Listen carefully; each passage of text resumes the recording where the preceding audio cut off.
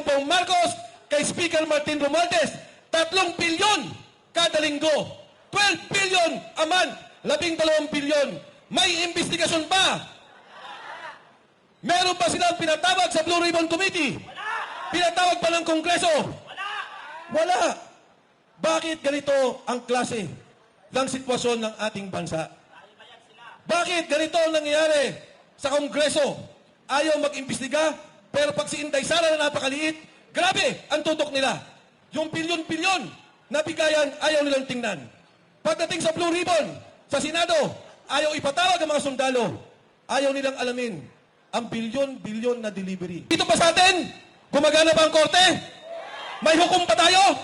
May Korte Suprema ba? Alam nyo mga kasama, si Pangulong Erap nagkaroon ng kaso. Dito nilitis sa Pilipinas. Ikinulong dyan po sa veterans. Nang panahon ng Pangulong Gloria Macapagal Arroyo, nagkaroon din siya ng kaso. Alam nyo, yung kay Erap, 4 billion pesos. Yung Pangulong GMA, 50 million pesos. Ikinulong sa veterans. Dito nilitis. Si Erap na convict, pinardon ni Gloria Macapagal Arroyo. Si GMA, absuelto at lumabas sa kulungan sa veterans. Bakit hindi nila makasuhan si Duterte sa Pilipinas? Bakit kailangan nilang ilabas ang Pangulong Duterte? Kung may kaso at may ebidensya sila, bakit nila kailangan ilabas ang Pangulo at hindi dito litisin sa korte, sa batas ng Pilipino, korte ng Pilipinas, sa lupa ng ating Republika ng Pilipinas? Alam nyo, wag naman sana mangyari ang Pangulo ay mawala. 81 taong gulang na siya. Wag naman sana na talagang manghina na ang Pangulong Duterte. Marami yun siyang kaibigan. Nakasama ko rin po siya sa Kongreso. Manong June Esperon kasama siya. Ang sinasabi, baka ang ikasama ng kalusugan ng Pangulong Duterte ay wala siyang makausap. Dahil ang taong yan, parating gusto daw maraming kasama, maraming kakwentuhan, maraming kalokohan, kabiruan. Ngayon o, mag-isa. Kumakain mag-isa, walang alalay, at mahina na ang Pangulong Duterte. At akin pong naalala sa ating kasaysayan, si Aguinaldo, isang napakagaling na bayani, kinikilala ng ating bansa. Pero dahil sa kasaysayan natin, na ipinapatay niya si Bonifacio, hanggang ngayon hindi siya mapatawad ng kasaysayan. Eh itong nakaupong Pangulo natin, hindi naman natin kinikilala ang bayani. Pinakulong ang isang napakagaling na leader at mamamatay sa dayuang bansa. Makikilala siya hindi lamang sa isang presidente na walang ginawa, nagnakaw, kundi presidenteng traidor sa kanyang sariling bansa.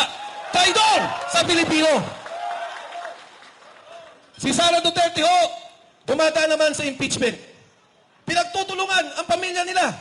Inilayo ang Pangulong Duterte para wala siya dito ang kanyang anak na siguradong mananalo bilang Pangulo ng Republika ng Pilipinas. Gusto nilang tanggalin sa posisyon at huwag nang makatakbo. Itong ginagawa po nila, huwag kayong magpaloko, mga kababayan. Huwag tayong magpaloko sa bayan ng Pilipinas. Ang ginagawa lamang nila ay tanggalin si Sara Duterte. Nang sa ganon, hindi siya makatakbong Pangulo sa 2028 dahil alam nila walang makatalo kay Pangulong Sara Duterte.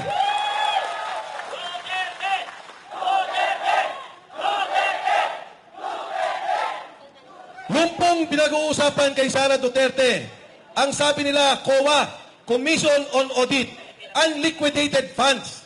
Kami ni Secretary Esperon, nagkabinete. Dumadaan po kami sa ganyan. Kung minsan, may ginastos ang departamento mo, kailangan mong ayusin ang liquidation. Totoo po yan. Pero may sinabi bang korupsyon? Wala. May sinabi bang ninakaw? Wala. Pero, eto ho, ipapantay ko yung usapin na ginagawa nila. Ang unliquidated kay VP Sara Duterte ay 75 billion pesos. 75 na lang ang kailangan niyang ayusin.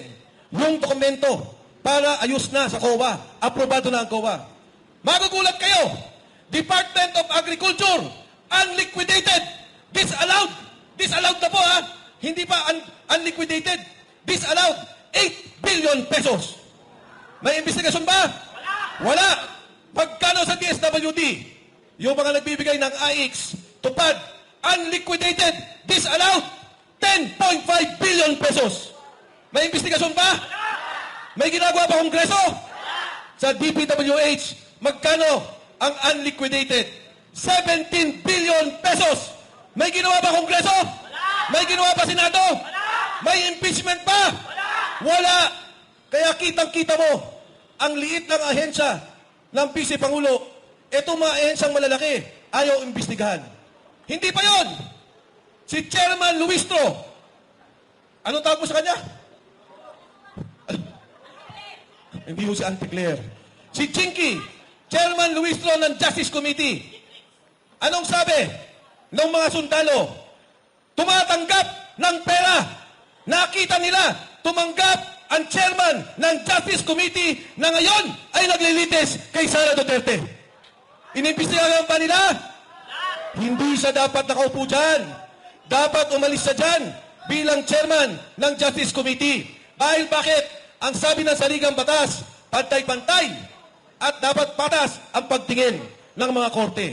Ang sabi ng rules of court, yung pong mismong binabantayan nilang alituntunin, pantay-pantay, walang bayid ng pamumulitika. Ngayon no, anong sabi ng 18 Marines? Ang delivery, 3 beses isang linggo, magmula 2022 hanggang 2025. Magkano per delivery? 500 billion pesos hanggang 4 billion pesos. Sa isang buwan, sa isang linggo lang, ilagay na lang natin na 1 bilyon.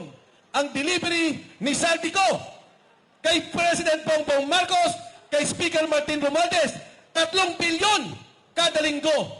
12 billion a month. 12 bilyon. May investigasyon ba? Meron ba silang pinatawag sa Blue Ribbon Committee? Pinatawag pa ng Kongreso? Wala. Bakit ganito ang klase ng sitwasyon ng ating bansa? Bakit ganito ang nangyayari sa Kongreso? Ayaw mag-imbestiga, pero pag si Inday Sara na napakaliit, grabe ang tutok nila. Yung bilyon-bilyon na bigayan, ayaw nilang tingnan. Pagdating sa Blue Ribbon, sa Senado, ayaw ipatawag ang mga sundalo. Ayaw nilang alamin ang bilyon-bilyon na delivery. Ang pera pong yan ay buwis ninyo. Ang perang yan ay pera ninyo. Ang nakakalungkot, kung pikit mata man lang nating tingnan, huwag na tayong kumibo. Pero nakikita natin, ngayon, ang mga pasyente ayaw tanggapin sa ospital. Bakit? Walang pera ang PhilHealth. Ang Thailand, Korea, Singapore, Malaysia, Japan, Indonesia, halos 10% na lang kahit anong sakit mo. 10 hanggang 30% ang iyong babayaran sa sarili mong pera. Sa Pilipinas, 70 hanggang 90% pag may sakit ka. Kaya pagka nagkasakit ka sa Pilipinas, dalawa lang ang pwedeng mangyari.